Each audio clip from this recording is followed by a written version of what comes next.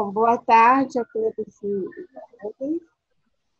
Hoje, então, é nosso último dia, 8 de setembro de 2020. Sou Maria das Graças de Pereira, nosso grupo de cultura, linguagem e cultura e trabalho, Lingcult, ligado ao CNPq Carlos. Nós somos do programa de pós-graduação Estudos da Linguagem da PUC-Rio, do Departamento de Letras. E pertencemos também ao Instituto de Estudos Avançados em Humanidades da PUC-Rio e a RU, dentro do CPC. Então, bem-vindas. Nós adianto entre Além Muros, Culturação e Literatura Cultural. O final de semana tem sido bom e também o feriado de 7 de setembro, ontem. Que todos estejam bem. Eu separei aqui a minha frase hoje, estou tentando fazer um breve registro nesse tema, depois a apresentação de hoje. Então, primeiro, terceiro entendimento.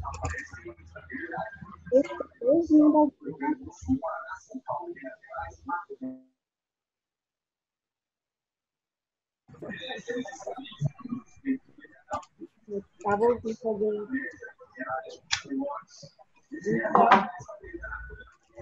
Professora, a senhora pode falar um pouquinho mais alto? Eu acho que está tendo alguma interferência aqui de áudio.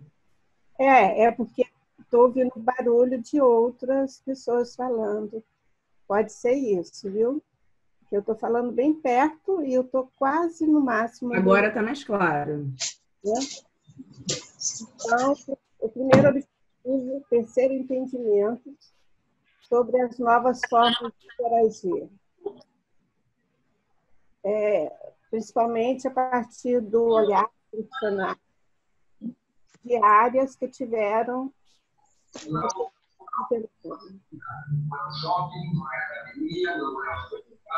Só um minutinho, professora. Sheila, por gentileza, tem como colocar os demais participantes em modo microfone desligado?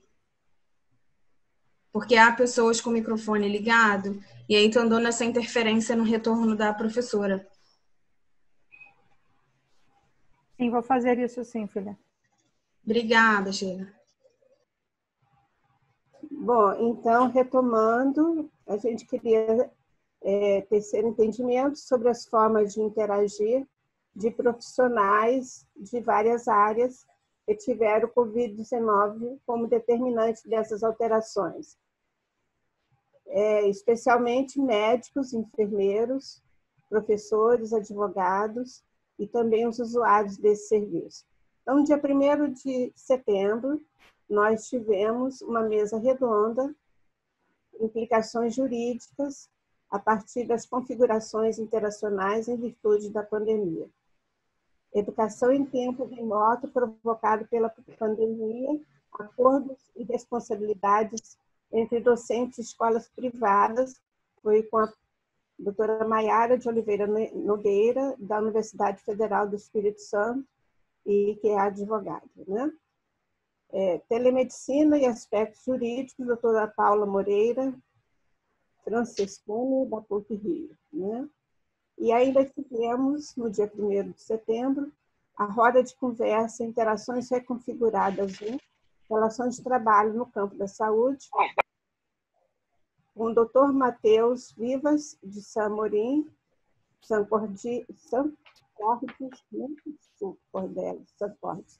Yasmin Porto dos Santos, da Celso Lisboa, e a Gabriele Abreu, do CBMED, né? Bom, o nosso segundo objetivo, ampliar a escuta e o aprendizado acerca da reconfiguração da atuação de movimentos sociais. Com a presença de representantes, nós tivemos uma presença marcante de representantes de movimentos sociais. Então, nós tivemos, no dia 3 de setembro, a roda de conversa 2, Interações Reconfiguradas, com Geraldo Oliveira, da turma da Sopa de Niterói, Gabriele de Andrade, de Associação de Rexiro, Mato Grosso, Solange Revoredo, do Grupo de Apoio à Mulher, Magda Soares, de Coletivo da Rocinha Resiste, e Edmédia Exaltação, da Casa das Pretas. Com o terceiro objetivo de criar um espaço de diálogo sobre a reconfiguração da interação social a partir de diferentes perspectivas teóricas e metodológicas, dentro da linguística aplicada, da sociolinguística, da sociologia e da antropologia, nós tivemos, no dia 1º do nosso encontro, a palestra de abertura do Dr. Daniel do Nascimento e Silva, Universidade Federal de Santa Catarina, Sociolinguística da Esperança, Economia Política da Linguagem e Evitação Coletiva do Desespero na Crise Sanitária e Política do Brasil. No dia 3 de setembro, nós tivemos a mesa redonda, a pesquisa reconfigurada, alternativas e desafios no âmbito acadêmico durante a pandemia. Participantes foram a doutora Renata Amaral, a mestra Thalita Rossetti, o mestre Marília Fernandes, da PUC-Rio, o Gustavo, da PUC-Rio, e a Manuele, da PUC-Rio. A Manuele também é mestra, não sei se está oculta aqui. Ela está fazendo doutorado. Bom, no dia 3 de setembro, nós tivemos também 2 palestras mostrando a interação nessas novas formas de comunicação mediatizadas. Foi especialmente no Zoom.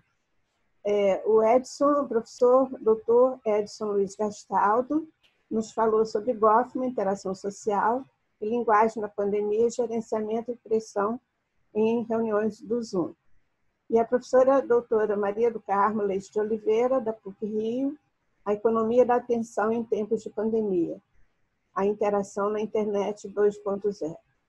E hoje, em especial, nesse momento, passamos a ter daqui a pouco a professora doutora Maria Cláudia Coelho, da UERJ, com a palestra Reconfiguração do Cotidiano no Contexto da Pandemia, Observações Antropológicas. Depois teremos o debate com a doutora Maiara Nogueira e a doutora mestre Michele. E nós, como veremos, a doutora Maria Cláudia Coelho, da UERJ, é socióloga e antropóloga, dedicada a estudos à interação social. Ela organizou um livro com textos selecionados e traduzidos por ela mesma. Esse livro se chama Estudos sobre Interação, Textos Escolhidos, publicado pela editora da UERJ em 2003. O livro foi o resultado de um estágio de pós-doutorado no programa de pós-graduação de Antropologia Social do Museu Nacional da Universidade Federal do Rio de Janeiro. Ela nos conta, bem na introdução do livro, que de início seria o professor Gilberto Velho a ser o supervisor, mas houve necessidade de ser outro professor em função do falecimento do professor Gilberto Velho. É um livro muito interessante. Eu tenho e recomendo.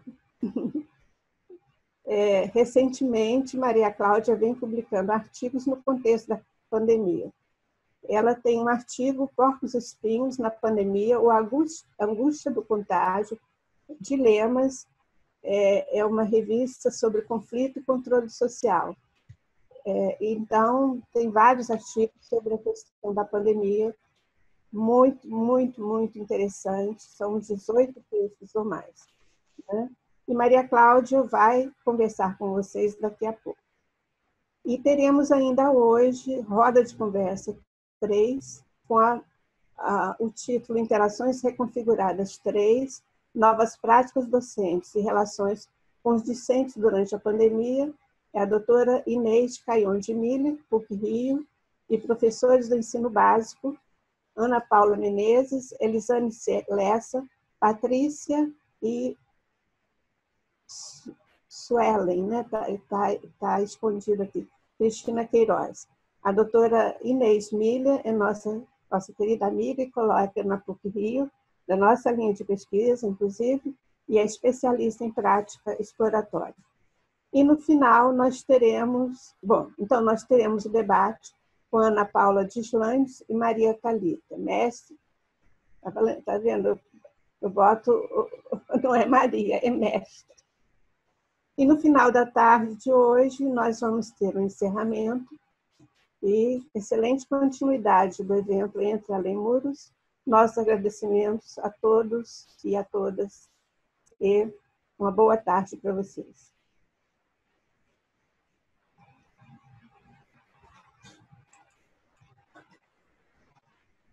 Boa tarde, pessoal. Eu vou explicar. Meu nome é Michele, eu sou doutoranda do Programa de Estudos de Linguagem da PUC-Rio, orientanda da professora Maria das Graças, e eu vou explicar agora a dinâmica da nossa palestra de hoje.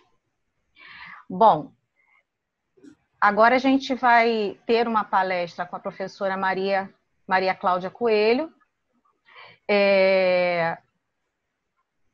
O evento, né, como foi informado através do chat, está sendo gravado e filmado, né?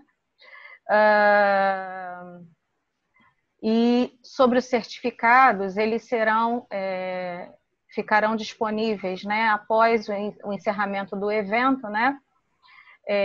A partir da participação dos que estão aqui conosco.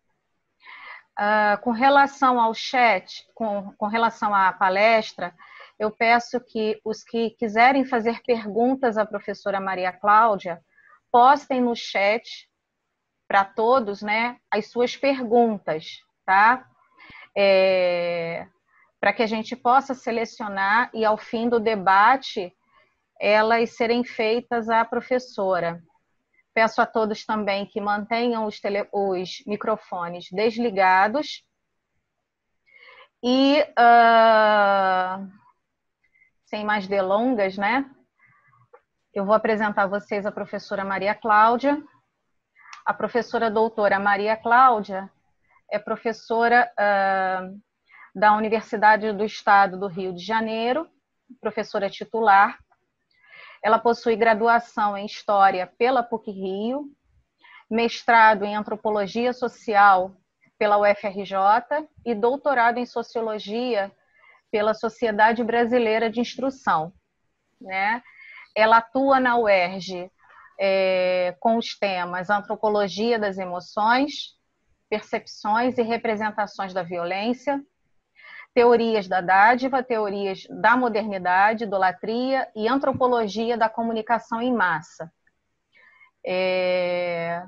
Hoje, né, nós teremos o prazer de assistir sua fala, cujo título é Reconfiguração do Cotidiano no Contexto da Pandemia, Observações Antropológicas.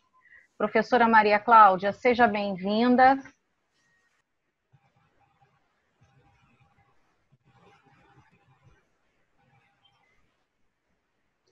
A senhora agora está com a palavra. Obrigada, Michele. Estava aqui me situando aqui na plataforma. Então, queria agradecer a sua apresentação, agradecer aos organizadores, em especial a professora Graça Pereira, que foi quem me fez esse convite. A gente tem uma interlocução já muito longa, né? Desde 93, né? Em 2018, a gente fez a Jornada de Estudos do Discurso, né? Que é esse evento tradicional de vocês. A gente fez uma edição comemorativa, copromovida pelo nosso programa lá da UERJ, com o programa de Estudos da Linguagem da PUC, como uma forma de comemorar essa longa interlocução, né? Que, na verdade, como a gente discutiu muito na ocasião, né, na GED de 2018, é uma forma, entre outras, né, da gente colocar as ciências sociais em conversa com os estudos da linguagem, né? separação é bastante artificial, né? A gente, nessas nossas conversas, jamais do que chegou à conclusão que é uma camisa de força dos desenhos institucionais, né? Que isso não se sustenta do ponto de vista da troca intelectual, que as áreas têm muita conversa, né? Que não tem muito sentido esse tipo de separação.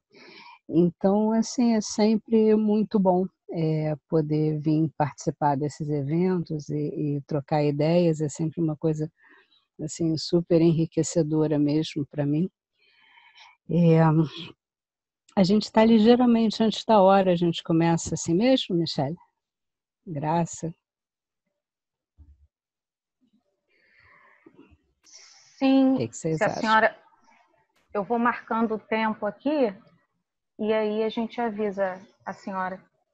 É Tá. possível? Sim, claro.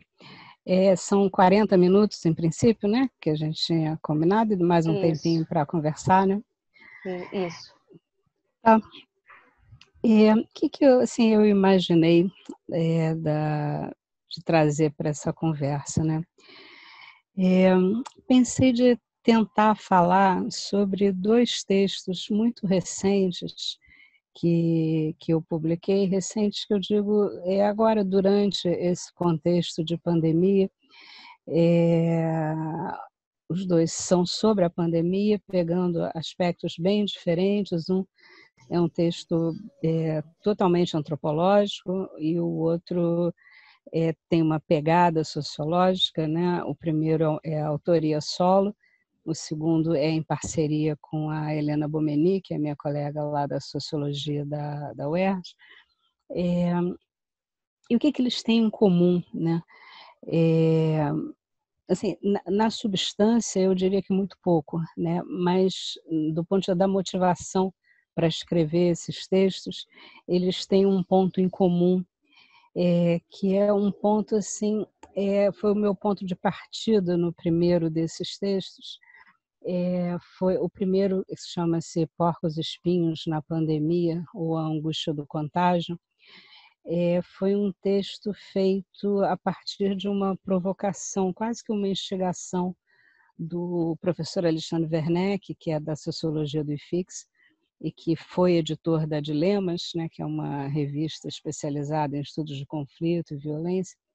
O Alexandre Werneck, ele teve a iniciativa de organizar uma série chamada Reflexões na Pandemia, e me convidou para escrever um texto para lá. E assim, foi uma coisa muito, muito no início quando se oficializou que o Brasil estava, né, nesse estado de pandemia. Então eu lembro as datas, né? Eu lembro os dias, né? O Alexandre me escreveu num domingo, no domingo 5 de abril, que era mais ou menos 2 semanas depois que a gente se trancou em casa, né?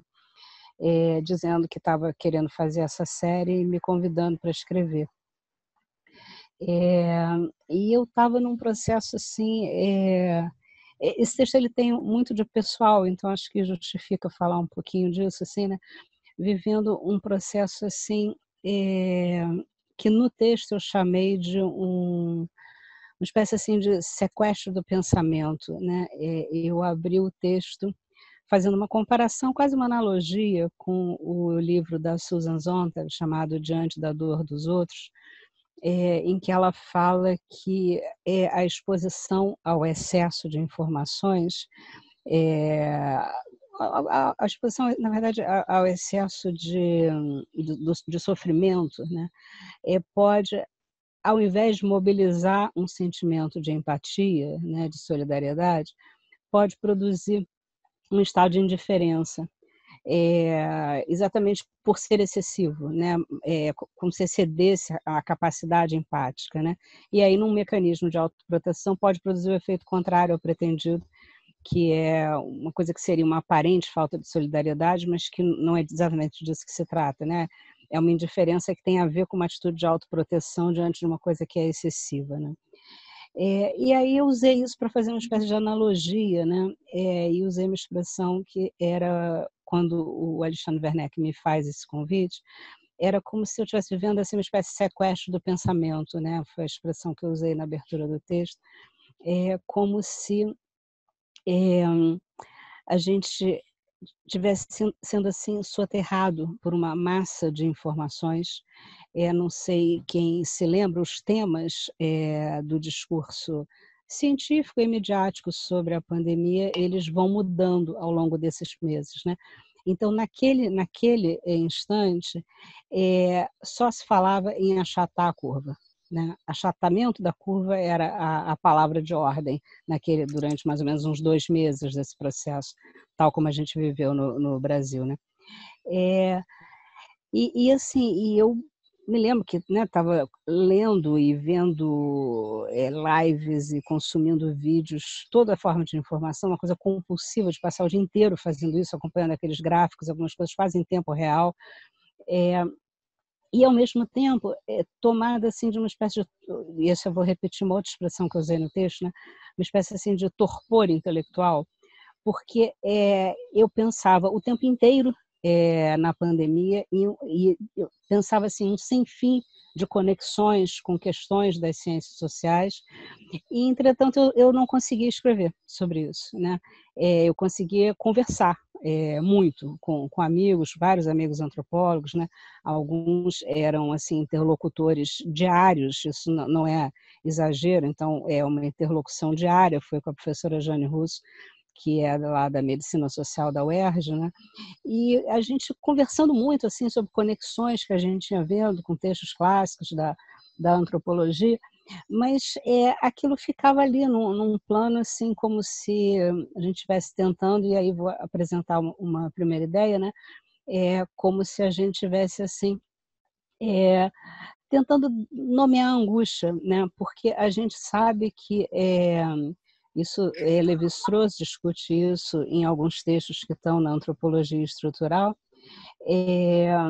A nomeação, ela pode ter um efeito terapêutico, né? Então, quando você é capaz de dar nome a um sintoma, né, de reconhecer um sintoma, isso produz uma espécie de organização da experiência e o efeito disso pode ser salutar, né? Então, assim, misturado com isso que eu chamei de um sequestro do pensamento e de um torpor intelectual, vinha uma sensação de uma espécie de dívida moral, né? Como se eu me sentisse assim cobrada por mim mesma, não por ninguém, né? Mas enfim, como tantas dívidas morais, é a gente mesmo que se cobra, eu me sentia cobrada me sentia assim compelida a vir a público trazer algumas daquelas reflexões que vinham de uma maneira muito desorganizada naqueles dias iniciais, assim, né? E aí, quando o pessoal lá da Dilemas, né, na figura do Alexandre Werneck, me escreve fazendo esse convite, eu tomei aquilo assim como se fosse uma incitação, né? Ali tinha uma espécie de, aspas, encomenda, que, para que eu pudesse atender aquilo, me obrigava a sair desse estado meio de torpor, e era uma espécie de chance de pagar essa dívida moral, né? E a coisa foi vertiginosa, né? Foi um processo assim, o Alexandre me fez esse convite no dia 5 de abril, eu comecei a escrever no dia 6 de abril, mandei para ele no dia 7 ou 8 de abril, e ele publicou no dia 10 de abril. Né? Foi uma coisa assim, eu nunca vi um processo entre encomendar um texto e sair. Isso é tempo praticamente de jornal, isso não é tempo de academia, né? Os nossos tempos de academia são lentíssimos, né? E esse tempo entre você convidar alguém para escrever um texto e publicar o texto 5 dias depois, né? Fala, acho que muito desse sentido de urgência. E assim, o processo de escrita do texto foi um processo totalmente inusitado para mim, porque o texto tem algo em torno de umas 10 páginas e ele foi escrito em torno de 5 horas de uma vez só. Assim, eu tipo assim, me cerrei para o mundo, né, e escrevi o texto de uma vez só, porque ele foi assim fruto de assim, uma espécie de angústia, né, de tentar saldar essa dívida, tentando dar forma a um conjunto de reflexões que, dentro dessa chave de, né, a lá Lévi-Strauss, de que a nomeação pode ser uma coisa terapêutica, né, eu achei que eu de certa maneira estaria fazendo o meu trabalho, né, que é tentar usar tudo isso que eu estudei a vida inteira, né, todos nós das humanidades, e tentar colocar isso a serviço da reflexão sobre um processo que estamos todos vivendo, um processo que é muito angustiante, apostando que tentar nomear algumas das variações, das formas como essa angústia aparece, poderia ter um efeito salutar, poderia ajudar a todo mundo a passar, ninguém melhor que fosse por isso, né? E aí, o tema que eu escolhi foi o tema das práticas de desinfecção, né? Que já desde o início eram muito, né, um dos motes principais de todo do noticiário, né? E dominaram o cotidiano, né? Então, esse ditame de que você tem que como a prática de desinfecção, ela tomou conta do cotidiano, né, no sentido pragmático, né, de saber o que fazer, mas ela também era cognitiva, né, na medida em que você tinha uma série de orientações, mas que você tinha também que operacionalizar no ponto do raciocínio, né? Então a gente sabia, por exemplo, tem que desinfetar todas as superfícies, né? O vírus pode estar em qualquer coisa. Aí você tinha aquelas pesquisas ainda incipientes naquele momento, quantas horas o vírus vive no papelão, quantas horas vive no plástico, quantas horas vive em metal, e você desinfeta usando água com sabão, ou detergente, ou desinfetante, ou álcool.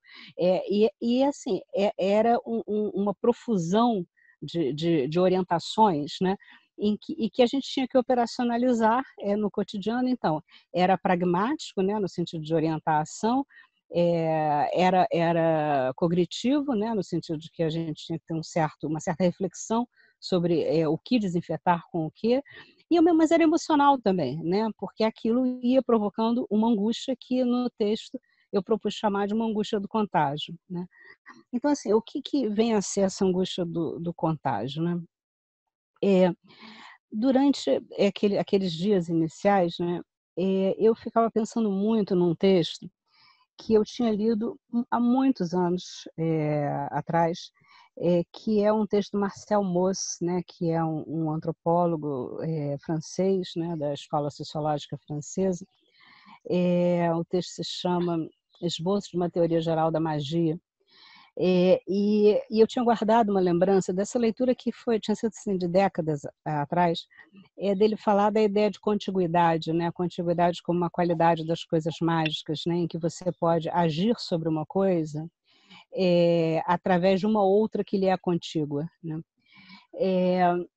E a impressão que eu tinha era que essas práticas de desinfecção elas estavam operando com uma lógica de contiguidade, como se houvesse um quê de mágico nisso. Tá? E aí vou fazer uma ressalva que eu faço no texto várias vezes, né, que eu queria insistir aqui com muita ênfase. O texto está discutindo a maneira como nós, leigos, vivenciamos o conhecimento científico que provém da biomedicina. Tá? Então, quando eu digo que isso acionava uma chave mágica, eu estou falando da forma como leigos consomem o conhecimento médico, tal como ele é veiculado pela mídia. E isso não tem qualquer relação com o conhecimento da biomedicina em si. Ele tem a ver com as ressignificações que nós, leigos, fazemos desse conhecimento científico. Tá?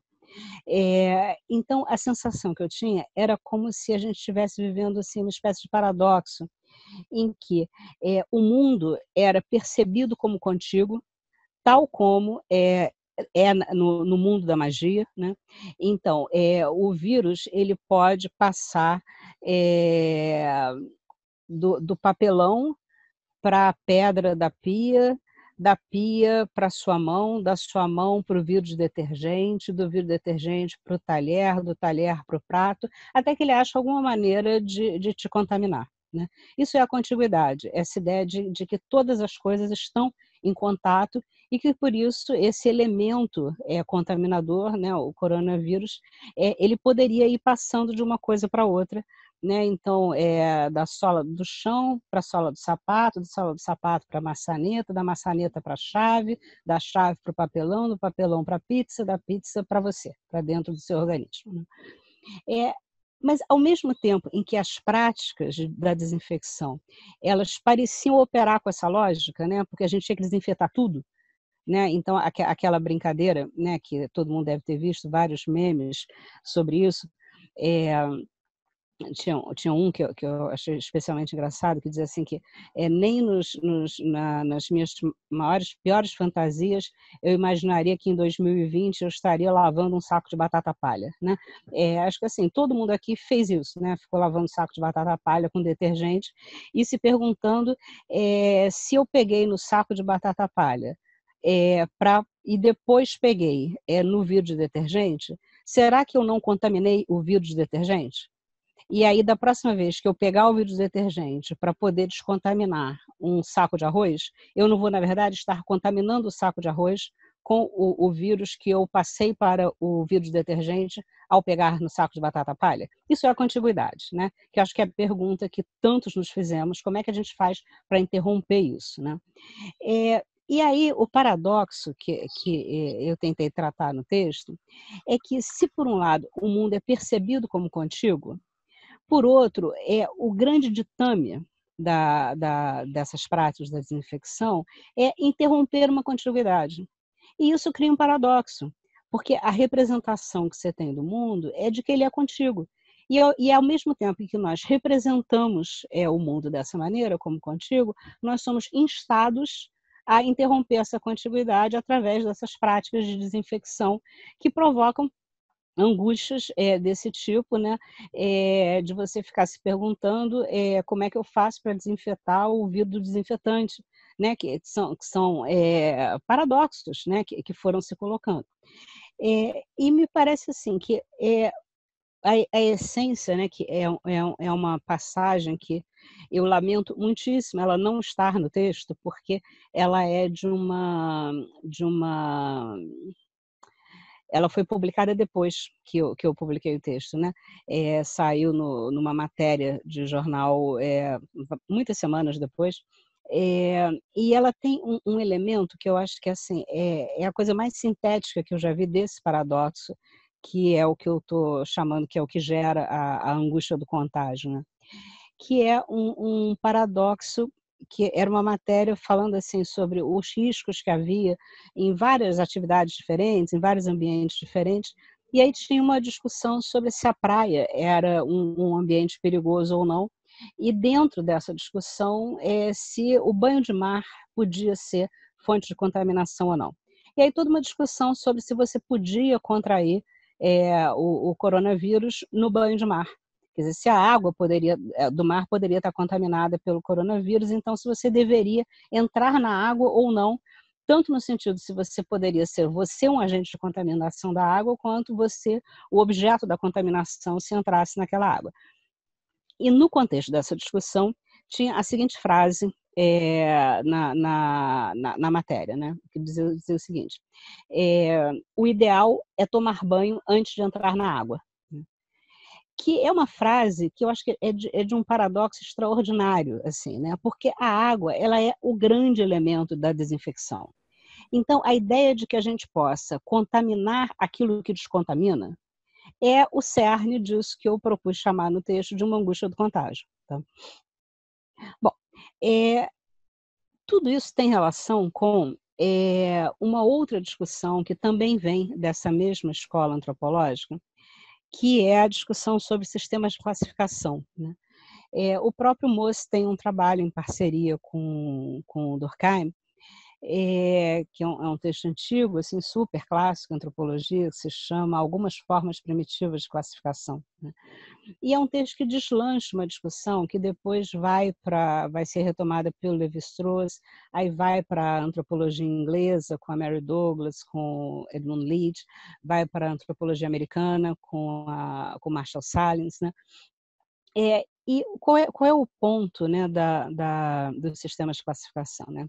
É a ideia de que a cultura, isso que a gente chama de cultura, né, ela é a introdução de uma ordem no mundo, né?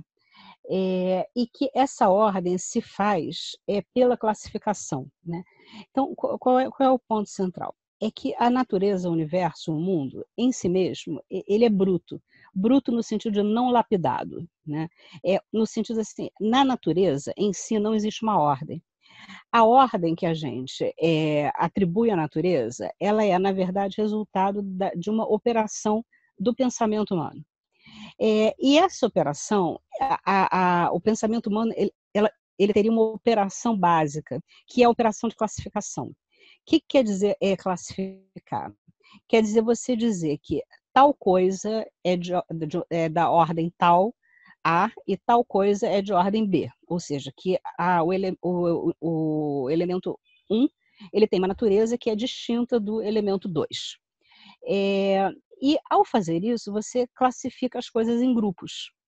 Então você diz assim, essas coisas aqui compartilham a mesma natureza, portanto pertencem a tal grupo. Este outro conjunto aqui, outra natureza, outro grupo. E essa é a operação a partir da qual a gente cria relações de oposição, de articulação, de hierarquia, né? E com isso vai se introduzindo uma ordem no mundo.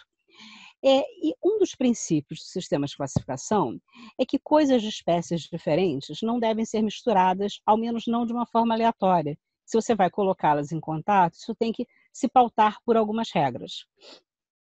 E a reação do espírito humano, aquilo que foge, que escapa pelas brechas do sistema de classificação, ela pode ser de várias ordens. A angústia é uma delas, né? Existem outras, né? Então, por exemplo, o riso, tá? Então, vou dar um exemplo que eu acho muito interessante, porque não é um exemplo que venha da antropologia, né? Ele vem de um divulgador científico norte-americano, que é o Stephen Jay Gould, que discute gêmeos siameses.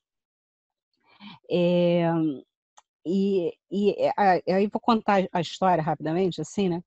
O Stephen Jay Gould está fazendo uma visita a um museu na França, e aí esse museu tem uma série de o que ele chama espécimes teratológicos, né? Que apresentam algum tipo de deformação. E aí tem uma seção dedicada a gêmeos siameses. E aí ele dedica uma longa parte do texto a discutir a história de duas meninas gêmeas siamesas que nasceram na Sicília, chamadas Rita e Cristina. E de saída tem uma coisa que é muito interessante no texto, que é como é que ele vai grafar Rita e Cristina. Se ele vai grafar Rita, hífen Cristina, ou Rita e Cristina. E o problema central já está aí, tá? Nessa escolha que ele tem que fazer, porque se ele grafa Rita e Cristina, ele está dizendo elas são uma só. Se ele grafa Rita e Cristina, ele está dizendo elas são duas. E essa é justamente a questão. Rita e Cristina, que elas eram uma só da cintura para baixo, um organismo só, completo, tá? Com dois braços, com dois braços, com duas pernas, né? Com um único aparelho reprodutor, e do tronco para cima elas bifurcavam, e aí eram dois organismos completos, né? Com duas cabeças, com 4 braços. E aí, o que é curioso na história da Rita e Cristina, estou reproduzindo a discussão dele, tá? É que elas sobrevivem, essa história do início do século XIX, se não me engano, elas sobrevivem por um tempo bem maior do que é o normal nesse tipo de situação. Elas sobrevivem alguns meses, tá? E elas são levadas pelos pais, que eram muito pobres, elas são levadas em exposição pela Europa, né? E aí, então, elas são um caso muito famoso, e quando elas morrem, o esqueleto fica preservado, e é isso que ele discute nesse museu. E aí ele discute 2 pontos principais, né? O fato de que elas foram objeto de muitos estudos dos anatomistas da época. Alô? Teve algum ruído agora aí, não sei se foi um... Pode continuar, Michele, Graça? Pode? Tá. Pode. Então, ele pega monografias de anatomistas da época, né? E mostra como que eles discutem a situação, a condição, vamos colocar assim, das meninas, sempre se perguntando se elas eram uma ou duas. Essa é a pergunta que eles ficam tentando responder. E aí o Jay Gould, ele compara isso com uma reação que ele presencia enquanto ele está no museu. Um grupo de colegiais de crianças está fazendo uma visita ao museu, E aí param diante da sessão dos gêmeos siameses e começam a rir e a fazer toda sorte de piadas. E aí ele diz que o tema das piadas era muito parecido com o tema da monografia desses anatomistas, porque todas as piadas giravam em torno de ser um ou dois também.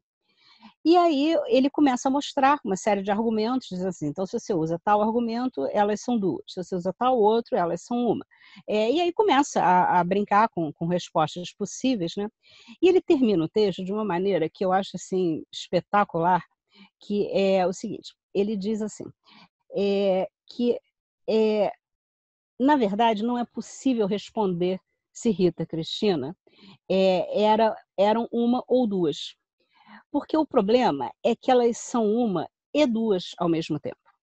E que o problema não está na impossibilidade de dar uma resposta unívoca a essa pergunta. O problema está na pergunta. E qual é o problema que tem na pergunta? Por que a gente não pode simplesmente aceitar que elas sejam uma e duas ao mesmo tempo? Por que a gente tem que insistir em dizer que elas são uma coisa ou outra? Tanto que o texto se chama Convivendo com Ligações. E, na verdade, o texto é sobre o desconforto que a gente tem diante daqueles fenômenos que são contíguos. Porque a natureza, ela é contígua. Esses cortes que diz, até aqui é um, daqui para frente é dois, e nada pode ser um e dois ao mesmo tempo, isso diz respeito a uma necessidade que o espírito humano tem de introduzir ordem no mundo, e essa ordem se introduz pela classificação, por dizer isto aqui é um, isto aqui é dois. E um e dois ao mesmo tempo não pode. Porque se alguma coisa for um e dois ao mesmo tempo, vai provocar o quê? Angústia, curiosidade intelectual, vai provocar riso, pode provocar medo, enfim. É uma série de reações que falam do nosso desconforto diante daquilo que se recusa a se encaixar nos nossos sistemas de classificação. Tá? Então, o Jay Gould ele termina o texto de uma maneira que eu acho belíssima, que ele diz assim, e essa, sinto, é a não resposta a esta pergunta, porque o problema, na verdade, está na pergunta, e não no fato de não haver resposta para ela. Está na nossa insistência em sair classificando as coisas, né, dessa maneira. Né? Bom, aí o que acontece? Se a gente pega aí, voltando, o que o sistema de classificação tem a ver com a pandemia, né? A gente tem uma narrativa que não sei se é verdade e não importa se é verdade, tá? Do ponto de vista de comprovações científicas, porque para o que a gente quer aqui, o que a gente está discutindo aqui, o que importa é a força que essa história tem do ponto de vista do imaginário, tá? Então, qual é a história que nos é contada pela mídia ocidental sobre a origem da pandemia? É que a pandemia teria tido origem em um mercado vivo na China. E aí a gente e nesse mercado vivo que é um mercado que vende animais que são alguns são domesticados, outros são selvagens, são de espécies diferentes, todos são comestíveis, todos são eles são vendidos vivos, né? Eles são todos misturados, e você lê descrições, eu vou falar de uma especificamente que eu li, em que a descrição é assim, você pega animais domésticos e selvagens, você coloca todos eles em gaiolas, você empilha as gaiolas, e aí os animais pingam uns sobre os outros, toda sorte de secreções, urina, fezes, sangue, pus, e aí depois esses animais são vendidos como alimentos, todos misturados. Tá? Bom, se você pega um conjunto de autores, né, antropólogos, que discutiram os sistemas de classificação ligados à alimentação no Ocidente, então você tem alguns critérios. Né? Então, o que é doméstico tem que ficar separado do que é selvagem. Esse é um eixo de classificação. E aquilo que é doméstico não é comestível. Então, no Ocidente, nós não comemos os nossos animais de estimação. Então, a ideia de você comer cachorros ou gatos é uma ideia que fere o nosso sistema de classificação ocidental. Não se come secreções. Então, o fato de que você empilhe os animais uns sobre os outros, eles ficam pingando secreções uns sobre os outros. Além de misturar as secreções não podem virar comida, de acordo com o sistema de classificação ocidental. Então, o que acontece? A descrição do mercado vivo, que é esse lugar de origem, né? Ela implode inteiramente os sistemas de classificação ocidentais. E, por isso, ela provoca angústia. E aí vou insistir de novo nesse ponto, tá? Não importa se isso é verdade do ponto de vista científico ou não. Tá? O que importa é que essa é a história que nos é contada. Isso é o que a gente chama em antropologia de um mito de origem. Tá? É a história que nos é contada sobre de onde vem esse vírus. E ao nos contar essa história dessa maneira, isso também provoca muita angústia, porque a descrição do lugar de onde o vírus seria proveniente é um lugar que, eu brinquei no texto, é um pesadelo estruturalista, porque ele arrebenta inteiramente todo o sistema de classificação, que é isso que a gente chama cultura, é a nossa forma de ordenar o mundo para a gente poder se entender nesse mundo, né? Então, o que você tem, né? Na magia, e voltando para o moço, para ir tentar fechar e ver se, né, se a gente deixa esse espaço. A gente está com uma meia hora, mais ou menos, não é, Michele? Mais ou menos isso? Tá. Então, a gente, na magia, tem uma expressão, que eu vou ver se eu acho aqui, pedir licença um minuto para vocês. O moço, né, não sei se eu vou achar exatamente o ponto aqui, mas ele diz o seguinte, que na magia, as associações de ideias são capazes de produzir relações empíricas, né? Mais ou menos assim, associações subjetivas de ideias criam associações objetivas de fatos. Tá? E aí, eu acho que a gente pode pensar sobre isso. Tem acho que um microfone aberto, não sei se alguém abriu. O pessoal da comissão tem como mutar todo mundo, menos a professora? Acho que já, eu não estou ouvindo mais, então deixa eu prosseguir assim.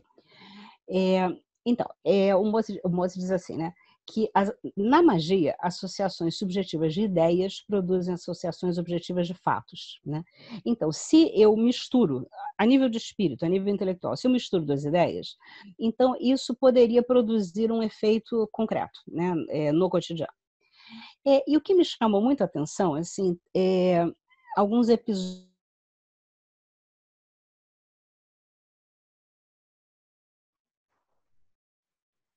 A professora foi mutada. Não, mas agora acho que já voltei, não já? Já, Michele? Tá. Professora, repete essa sentença, por gentileza, porque saiu o picado. Tá, não, então. O moço fala o seguinte, que na magia, quer dizer, naquele conhecimento que é vivido como mágico, tá? As associações subjetivas de ideias produzem associações objetivas de fatos. Tá? Então, é como se, ao associar duas ideias, eu produzir uma relação de causalidade no mundo. Tá? Então, pegar assim, alguns exemplos de elementos, né? Episódios de discurso midiático. Tá? O primeiro que me chamou muito a atenção é uma matéria logo no início da pandemia, em que, com aquele monte de instruções sobre o que a gente tem que desinfetar, quais são as coisas mais perigosas, num dado momento, a repórter falava assim, que a gente precisava tomar muito cuidado com o celular, que o celular era um objeto muito sujo, porque a gente andava com o celular para um lado e para o outro, encostava o celular em tudo quanto era tipo de superfície, pegava o celular o tempo inteiro, colocava perto do rosto, segurava com a mão, botava a mão no rosto. Então, que o celular era fonte de muita contaminação, né? E era muito, a expressão era assim, o celular é muito sujo. Tá? Isso me chamou muita atenção pelo seguinte, esse celular sujo, aquilo que contamina, é também aquilo que nos mantém em contato, né?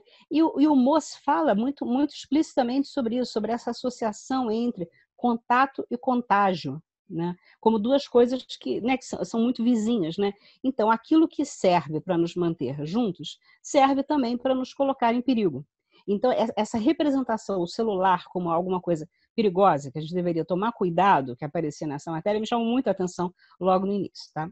Bom, aí tá, e vai passando os dias na pandemia, aí alguém me sugeriu assistir um episódio daquela série Explaining, que é aquele episódio A Próxima Pandemia, E nesse episódio, uma das pessoas, em meio a vários epidemiologistas, pessoas da área de saúde que falam, o Bill Gates fala, né? E todo mundo aqui deve ter ouvido a história sobre a tal palestra do TED, que é uma palestra premonitória, que ele falou da pandemia, não sei o que.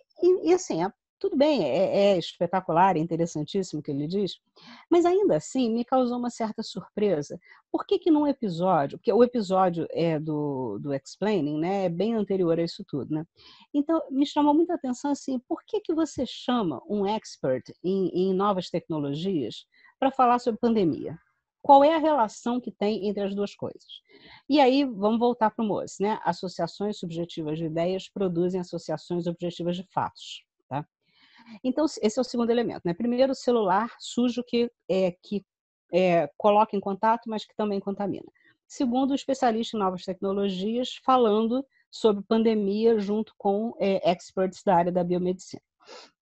E o terceiro elemento, né, que também me chamou muito a atenção, a princípio eu li isso numa revista inglesa, eu acho, depois, já há bastante tempo depois, houve uma matéria no Jornal Nacional sobre isso, não sei quem acompanhou, sobre um episódio em que numa cidade inglesa, em que estavam instalando torres de 5G, houve tentativas de incendiar as torres. Inclusive, engenheiros responsáveis pela instalação dessa tecnologia foram agredidos porque havia uma espécie de teoria da conspiração de que eram as torres 5G que traziam o coronavírus. Tá? Então, de novo, você tem a associação entre essa tecnologia, que é a tecnologia do contato, né? Que produz contato, sendo ela fonte de contaminação, contato, contágio, né? Então, o contato como fonte de perigo da contaminação, né? E aí, assim, a sugestão final do texto, né, que eu proponho para a gente pensar, voltando a uma história que é uma alegoria do Arthur Schopenhauer, que o Freud pega emprestado, que é a história dos porcos espinhos, daí o título do artigo, né, os porcos espinhos na pandemia, em que a história é a seguinte, que Schopenhauer sugere, né, que os seres humanos seriam como se fossem porcos espinhos friorentos. Então, um porco-espinho está com frio, ele se aproxima de outro para tentar se aquecer com o calor do corpo do outro. Só que são porcos-espinhos. Então, quando um se aproxima do outro, eles se machucam, porque eles se espetam mutuamente, né? E aí, então, eles sentem dor com essa proximidade e se afastam novamente para evitar serem espetados. Quando eles se afastam, eles sentem frio de novo. E aí eles se aproximam novamente para tentar se aquecer com o calor do corpo do outro. E são espetados novamente, e aí se afastam de novo para não sentir dor e ficam nessa dança, né, de buscar o contato com o outro para se aquecer, para se proteger, e ao mesmo tempo se afastar do outro, porque esse contato machuca, esse contato espeta e produz dor. Então, a sugestão, pegando a metáfora, né, isso Freud diz, né, que os seres humanos são assim, ele está discutindo isso, essa ambivalência da relação com o outro, né? O quanto o ser humano precisa do outro para se proteger, mas ao mesmo tempo esse outro que é fonte de proteção, ele também cerceia a liberdade, né? Freud pega a alegoria nesse contexto. Quando você traz para elaborar essa história do celular sujo, né? De que aquilo que põe em contato é também aquilo que coloca em perigo porque contamina, é como se fôssemos porcos espinhos na pandemia, porque a gente precisa desesperadamente das redes sociais, a gente precisa, né, desses simulacros de interação, como isso que a gente está fazendo aqui, a gente precisa do convívio um com o outro, mas o convívio um com o outro é o que nos coloca em perigo. Então, a angústia do contágio seria isso. Nesse caso, é uma angústia de vida ou morte mesmo, né? Em que o porco-espinho na pandemia é isso. A gente busca o contato com o outro, mas esse contato nos coloca em risco. Então, a gente fica nesse movimento de aproximação e afastamento, aproximação e afastamento, como se a pandemia, na verdade, maximizasse um drama que é da própria condição humana, né? Então, isso é a sugestão do texto, daí esse título provocativo dos porcos-espinhos na pandemia, ou a angústia do contágio, né? Aí, assim, Michele, eu não vou entrar no outro texto, tá? Eu posso, de repente, só dar a referência, né, se alguém tiver interesse. ele é um texto discutindo por que as pessoas não ficam em casa. Tá? É um texto escrito talvez umas 2 semanas depois desse primeiro, foi publicado logo em seguida também, acho que ainda em abril, e foi publicado num blog chamado Confinaria, que é um blog do CRIA, né? O CRIA é Centro de Investigação em Rede, não, Centro em Rede de Investigação em Antropologia, que é um centro de Lisboa, do Esquitê, né? Sediado lá no Esquitê. E eles têm eles criaram um blog para postar textos curtos sobre a pandemia, né? E aí eu e a Helena Bomenini, que é minha colega na UERJ, a gente escreveu um texto que também, né, pegamos um título bem provocativo, chamado Tocqueville, o interesse bem compreendido e a hashtag Fica em Casa, né?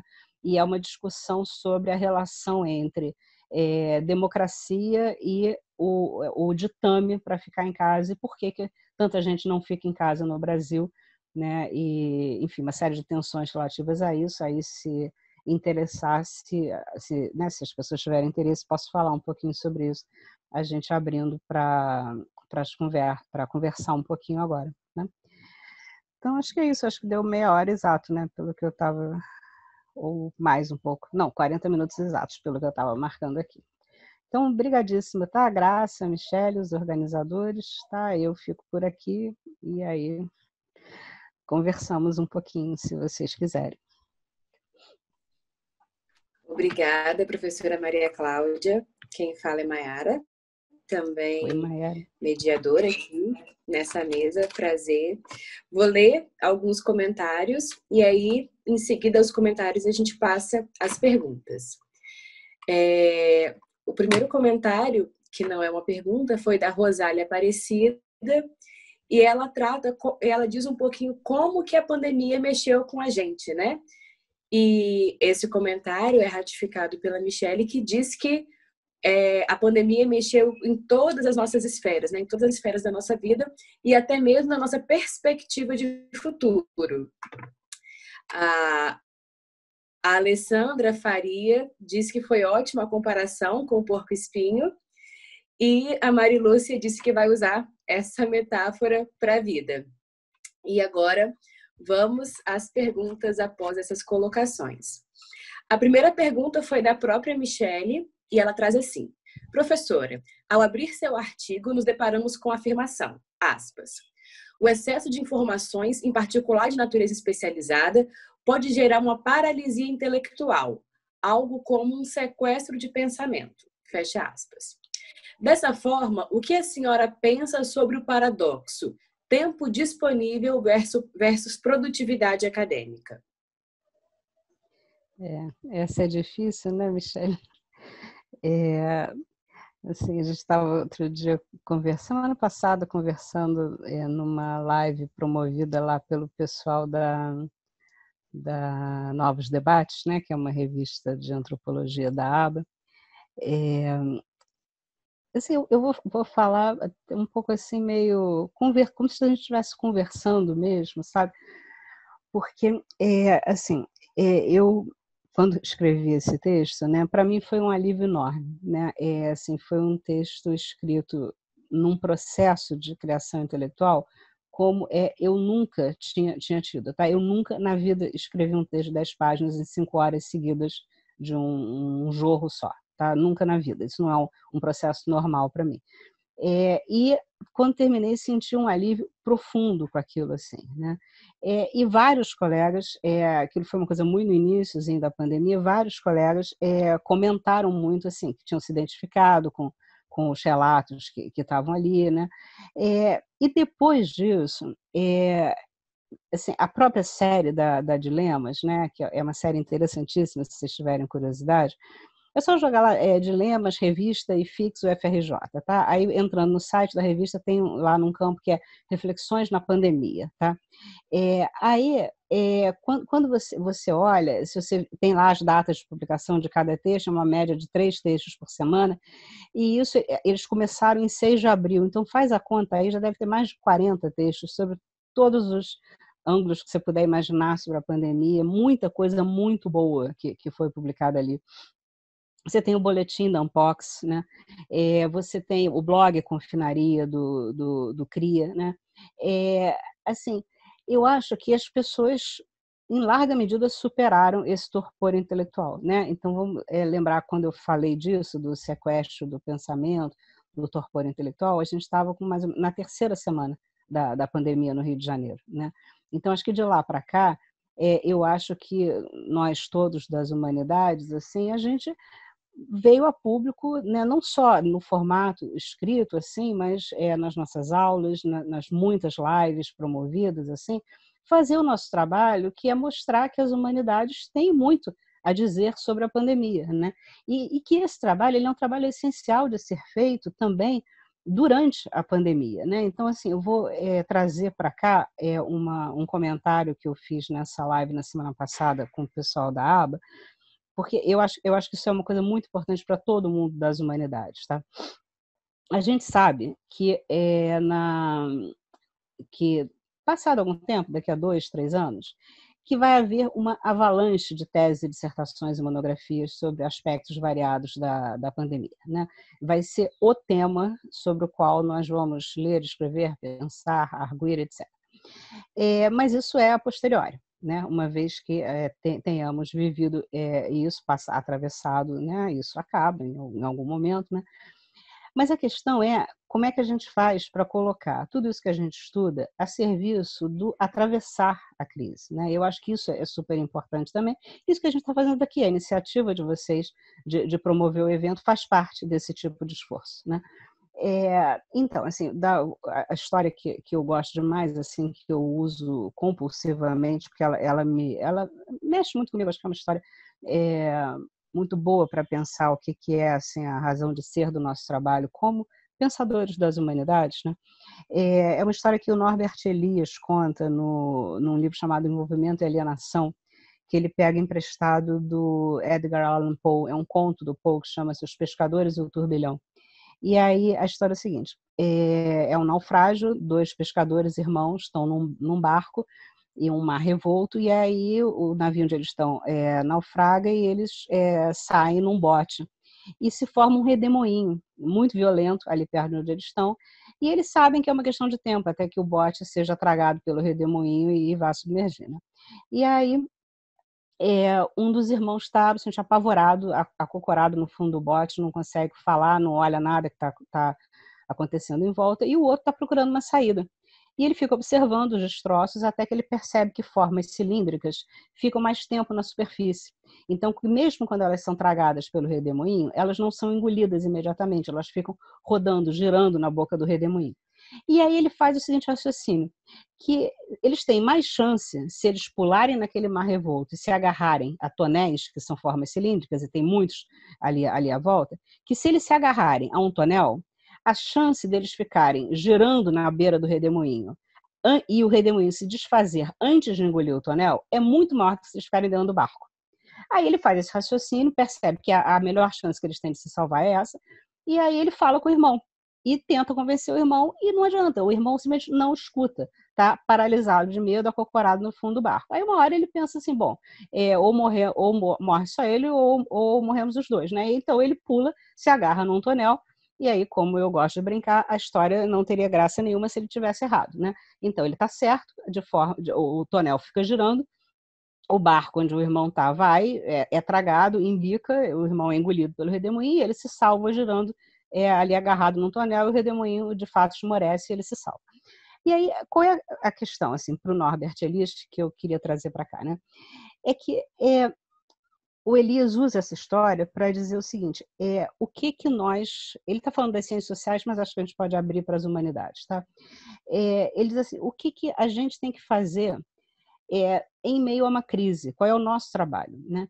É desenvolver a capacidade de observar a crise enquanto a gente vive a crise, para que isso que a gente observa sobre a crise nos ajude a passar melhor por ela.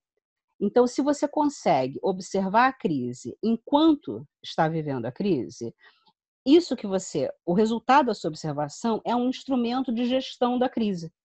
né? Então, assim, eu acho que esse é o esforço, né, para pegar o sequestro de pensamento, torpor intelectual, essa dívida moral, né, em que eu estava me sentindo, é a gente fazer o esforço para pensar sobre isso enquanto a gente atravessa. Que não é dizer que todas as teses e dissertações que virão depois, que elas não serão importantes. Serão. Mas acho que a gente pode fazer um esforço também para pensar na crise enquanto a gente está vivendo a crise, para tentar gerir melhor isso e atravessar melhor esse momento que, claro, que provoca um sofrimento enorme de várias ordens, né, para todos nós, né? Então, assim, acho que essa história, né, que o Elias pega do Allan Poe é uma história muito interessante para pensar o que é esse esforço de escrever, de pensar, de promover eventos que estamos todos fazendo aqui, né? Obrigada, professora. A professora Maria do Carmo pede que a senhora comente sobre a metáfora do porco-espinho em relações de amizade. Sim, acho que ela é uma metáfora humana, né? Acho que o Freud, quando ele usa isso a partir do Schopenhauer, ele está falando do existir em sociedade, né? Então, para que ele usa essa metáfora, né? Ele está dizendo assim, que o ser humano isolado, ele é muito frágil, né? Então, que ele precisa do outro como uma forma de obter apoio, de obter conforto, de obter proteção. Mas esse outro que conforta, que protege, que acolhe, esse outro, ele apresenta demandas, né? E essas demandas do outro podem ser vividas como coisas que cerceiam a sua liberdade individual. Então, na verdade, você está o tempo inteiro defrontado com a escolha. Quer dizer, eu quero esse outro que me acolhe, que me apoia, que me ajuda do meu lado, e isso significa abrir mão de uma parcela das coisas que eu desejo para poder atender ao desejo dele, ou eu prefiro ficar com a minha liberdade absoluta, que junto trará uma solidão que é do mesmo tamanho da liberdade. Isso é o drama da existência humana, da condição humana, né? Freud usa para isso, na verdade, para falar do paradoxo que é inerente à civilização, né? Então, acho que assim, as relações de amizade, amorosas, de trabalho, qualquer tipo de relação com o outro, né? Pode ser pensada aí dessa maneira, né? Bauman tenta fazer isso, né? Quando ele fala com a metáfora da liquidez, né? Bauman é um dos autores que conversa com Freud com essa ideia, né? Uma outra pergunta aqui vem do Carlos Alves. Ele diz assim: boa tarde, doutora, boa tarde. No último encontro deste evento, a professora doutora Maria do Carmo de Oliveira nos trouxe uma fala sobre a economia da atenção face à enxurrada de informações que recebemos nos últimos tempos. Sua fala hoje sobre a angústia do contágio vem ao encontro da reflexão trazida pela doutora Oliveira, no sentido de que a avalanche de informações sobre a desinfecção acabaram por deixar os leigos em medicina, porém especialistas em pesquisas no Google, tão preocupados com a contiguidade relativa ao contágio. A senhora falou de alguns paradoxos como tomar banho para entrar na água, celular sujo versus celular sujo versus celular que estabelece o contato, aproximação versus afastamento. Diante dessas relações paradoxais, como discernir aquelas informações que trazem nomeações que podem servir como ferramentas terapêuticas daquelas que são só outras informações? Carlos, se você soubesse, você me conta. Eu não sei. Eu acho assim que tem uma... É que não está publicado, ou está publicado num blog, mas eu não vou saber te dar a referência. A Jane Russo, que é essa colega minha, que é professora da Medicina Social da UERJ, nós participamos, eu, ela, Cláudia Rezende, de uma live lá promovida pelas Ciências Sociais da UERJ, e a Jane apresentou uma fala muito interessante chamada a angústia da desinformação ou da informação, né? Ela brinca faz um jogo de palavras aí, né? Assim, eu poderia te sugerir, e depois, assim, ela apresentou na live, eram reflexões que ela não tinha escrito ainda, né? Ela arrumou num argumento, apresentou na live. Aí depois ela deu uma entrevista para um blog que é do pessoal lá da Fiocruz, feita uma entrevista, quem entrevistou foi a Ana Teresa Venâncio, que é antropóloga também. E ali, na entrevista, toda a fala que a Jane fez nessa live com a gente no ICS está toda sistematizada ali. Então, assim, eu acho que se você jogar assim, entrevista, Fiocruz, Jane Russo, Ana Teresa Venâncio, eu acho que você vai achar, você vai se deparar com essa entrevista da Jane, que é muito legal sobre esses paradoxos em torno da angústia da informação, né?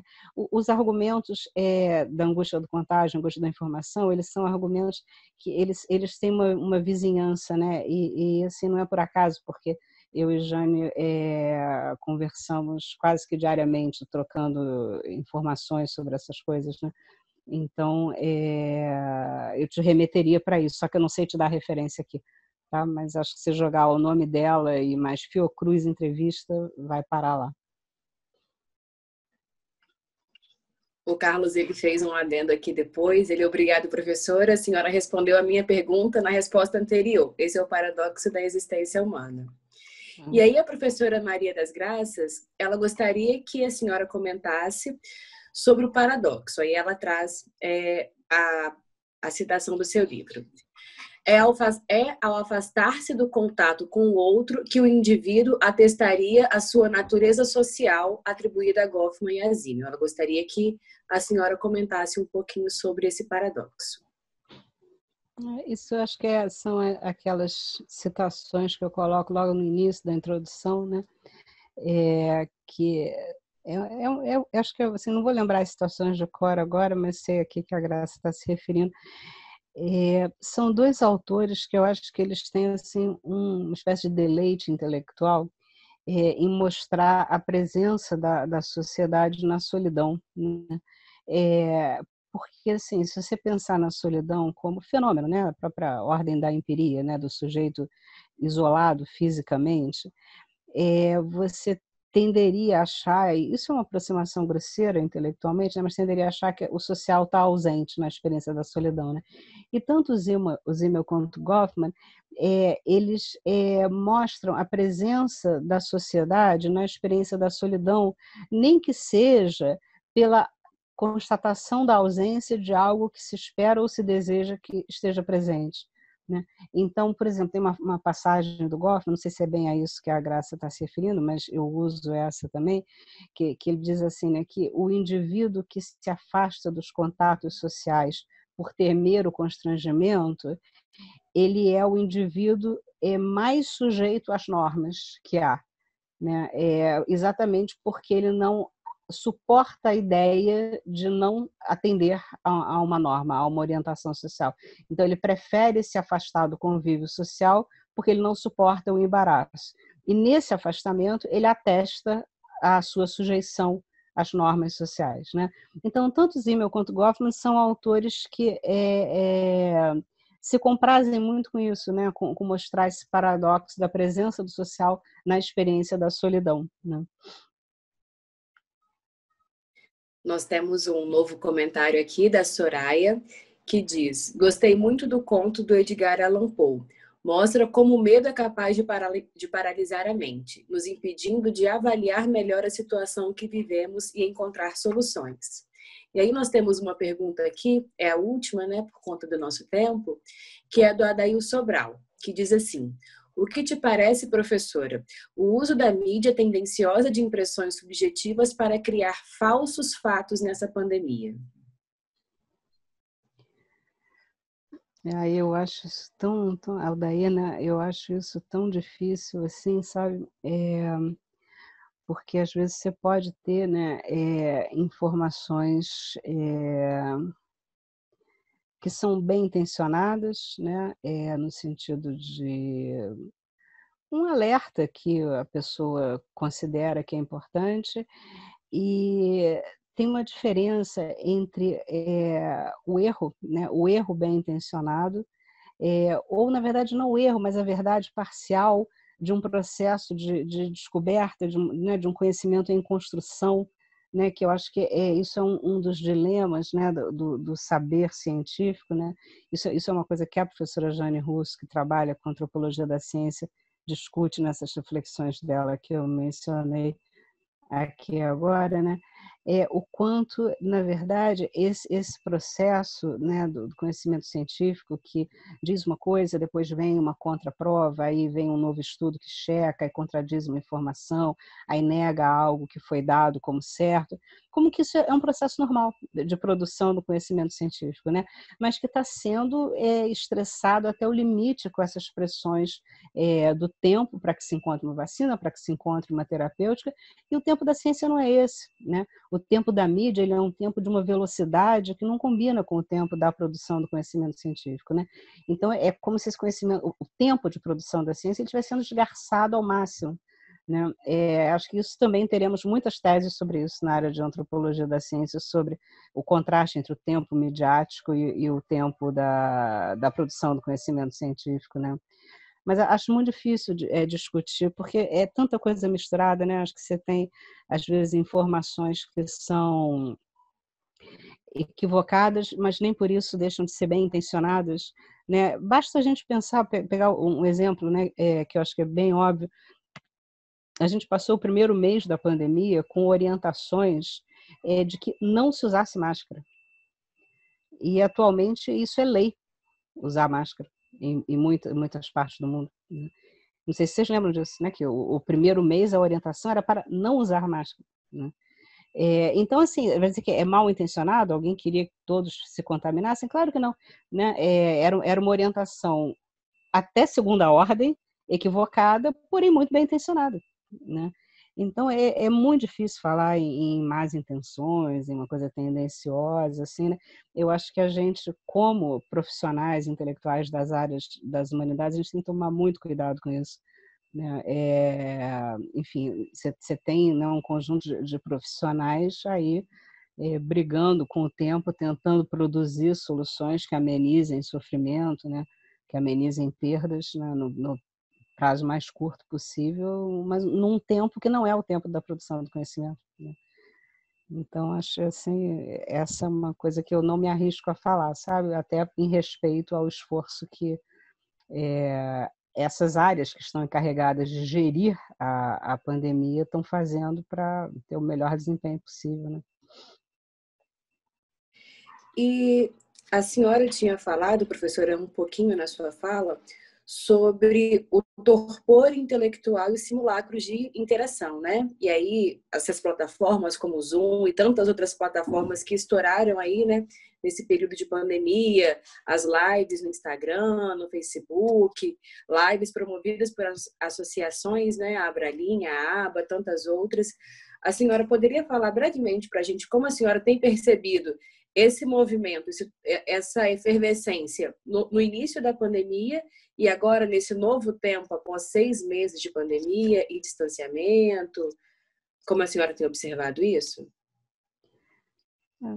Eu acho que assim, a gente continua, né, fazendo isso, porque você tem toda uma migração do formato, né? E eu fico me perguntando muito, que é uma fantasia que eu tenho sempre assim, né? Eu dava muita coisa para que Zimmel e Goffman tivessem visto as redes sociais, sabe? Eu dava muita coisa assim, porque você tem elementos tão incríveis para a gente pensar essas interações mediadas, e assim, interações mediadas, não mediadas, isso é um termo de vocês, né? na sociolinguística interacional, análise do discurso, né? E mesmo essas interações que a gente está mantendo aqui, né? Se a gente parar para pensar assim, né? Pegar um termo do Goffman, o que é a copresença física imediata, né? A gente pode pensar no imediato como aquilo que não tem mediação tecnológica. Então, estamos acessíveis uns aos outros sensorialmente, né? Então, isso é uma dimensão, né? A acessibilidade sensorial ao outro. A outra dimensão é a ideia do síncrono e do assíncrono, né? E que seriam talvez os dois elementos que definem a copresença física imediata, né? Quando você pega uma interação como essa que a gente está mantendo aqui, isso fica meio implodido, né? Porque não é aqui eu acho que tem percepção sensorial. O que não tem é paladar, tato e olfato, né? Mas estamos nos vendo e estamos nos escutando.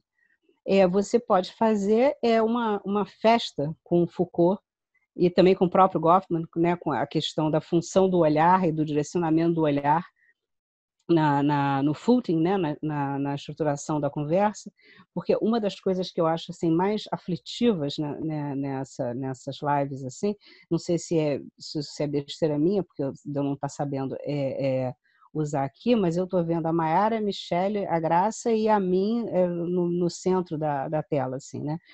Isso é uma situação muito aflitiva, né? Numa situação normal de uma palestra, eu estaria vendo todo mundo, estaria vendo as reações das pessoas. Aí também não sei se por deficiência tecnológica minha, cada hora que alguém fala, abre uma janela aqui com o que a pessoa está falando, né? Não sei se eu teria como não ver essa janela, mas aí é como se fosse... O que seria o análogo disso no mundo presencial, né? A pessoa simplesmente falaria, ela nem levantaria a mão nem nada, ela simplesmente falaria, né? Porque não seria assim, né? Que aconteceria no mundo presencial, né?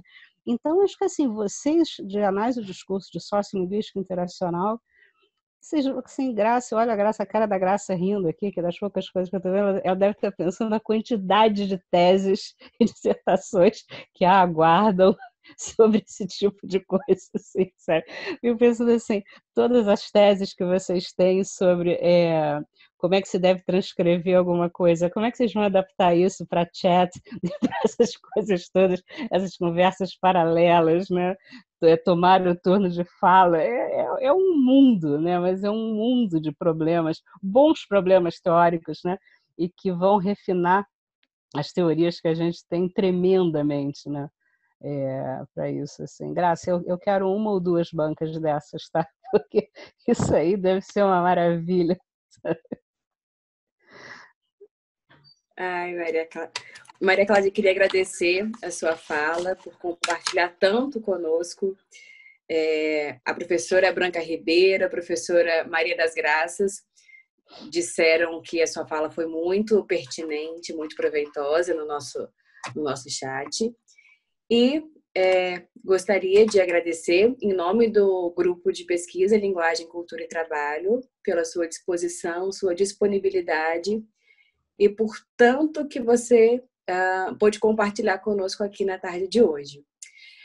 Vou encerrar agora, né, a nossa mesa e nós voltamos às 3h10. Daqui a um pouquinho é o tempo de tomar um café, dar uma esticada para a gente voltar com a nossa roda de conversa 3, intitulada Interações Reconfiguradas 3, Novas Práticas Docentes e Relações com os Discentes durante a Pandemia, com a professora Inês e professoras do ensino básico, Ana Paula Menezes, Eliana Lessa, Patrícia Graef e Suelen Cristina Queiroz. Estão todos convidados para a nossa próxima mesa redonda. Tá, obrigada, Mayara, Michele, Graça. Tá, obrigada, foi um prazer, tá? Tchau.